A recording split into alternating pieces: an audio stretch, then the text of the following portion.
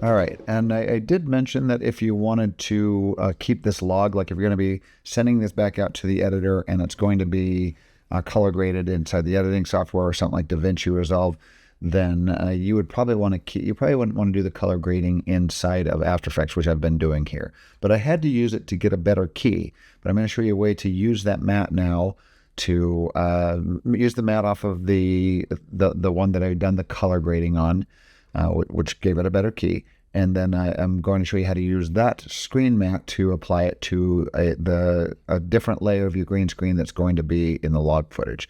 So I'm going to select on my plate shot here. I'm going to just turn off the lumetri because we're going to say I'm done with my effect. I'm not completely done, but I'm just going to show you what you can do with a green screen here.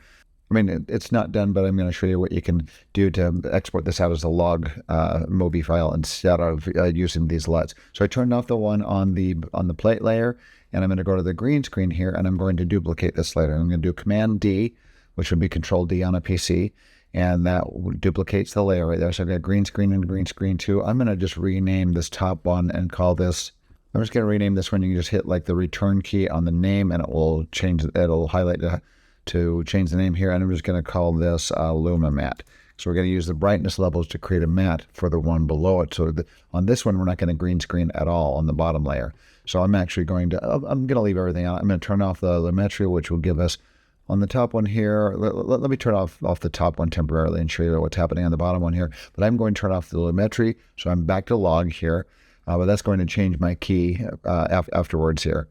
So that's still being left. I'm leaving that alone on the Luma matte that we're going to do up here. So I'm on the bottom layer, I'm turning off the lumetri, I'm turning off the key light, turning off the key cleaner, turning off the advanced spill suppressor. But actually, I could leave on the advanced spill suppressor because that's going to kill the green. I'm going back to this log image here, but I still want to kill the spill around the edge. So it's still reading, even though the key light is turned off there, it's reading that key.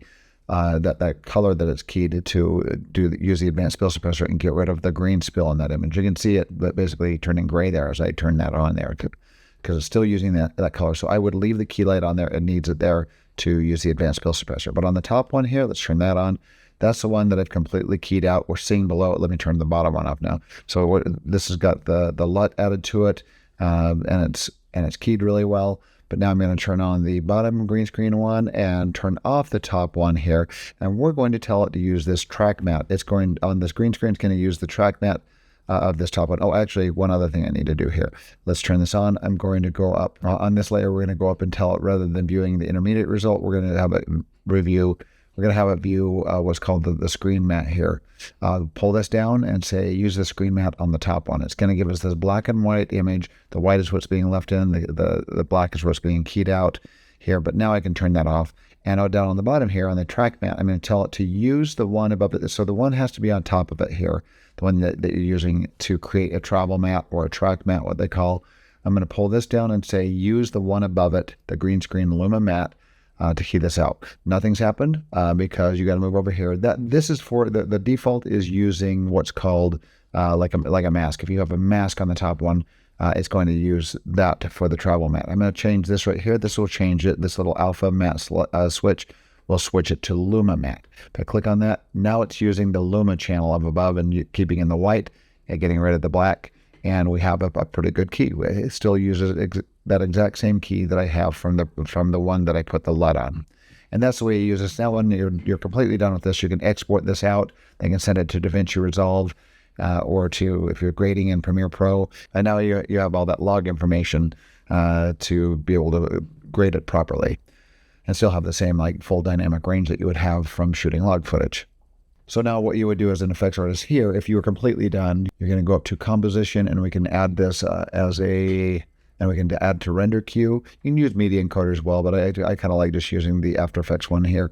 You're going to go best settings. You're going to click on this bottom one here. This is if you're exporting out and you want to keep this, like if you shot in intra frame and it's a really high quality image or even raw, you'll want to click on this, and we're going to change these settings. I'm not, like I said, I'm not done yet because I still have to remove those tracking markers. But if you were to export this out as log footage, I would say use QuickTime And under format options, we're going to pull this down and use ProRes. Either ProRes 422HQ would be good enough if you're using 10-bit footage like this is here. But if you're using raw footage, I'd go ProRes 4444. But ProRes 42HQ is plenty high enough for just regular intra-frame footage that we've shot, which is 10-bit color, essentially. If you got anything above 16-bit or 32-bit float point, which is raw, then I would say use ProRes 444 to export out this footage here. So I'm going to say ProRes HQ, hit OK. And I don't need the audio for this. There's no audio on it, so I'm going to do audio off and don't add extra information to it. There we go. So now we're at ProRes 422HQ. QuickTime, and we're keeping the resolution 4K. That's just retaining all the, if you're resizing it, we're not resizing it. We're going to keep it at a high quality, hit OK. And then I'm going to go to Output and save it. I'm putting it in my Final Effects folder, hit that, and now I'm going to hit Render.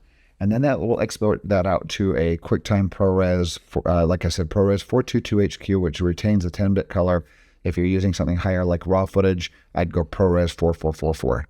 So there you go. And then now that clip will be delivered to the editor. The editor will replace that with the original footage inside the timeline, and then they can send it off to be color graded in log.